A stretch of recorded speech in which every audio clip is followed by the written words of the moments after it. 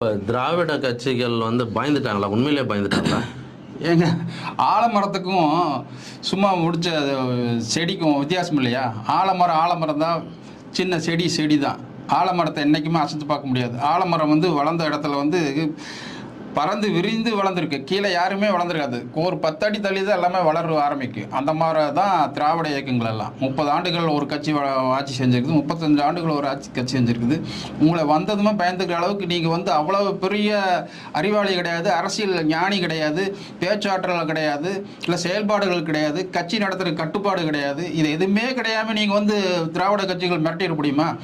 இந்த வாய், அதாவது பணத்தை போட்டு டாக்குகளாக குலைச்சிட்டு இருக்கும்ல, ஸ்ட்ரீட் டாக்குகள்லாம் எலும்பு துண்டு பார்த்தோன்னே அந்த மாதிரி குலைச்சிட்டு இருக்கவங்க, நெருப்பாற்றில் நீந்தி வருகிறார், அதை செய்து விட்டார், இதை செய்து விட்டார், அடுத்தது ஆட்சியை பிடித்து விடுவார். இதெல்லாம் ட்ராமாவெல்லாம் இங்கே வேண்டாம் விஜய்.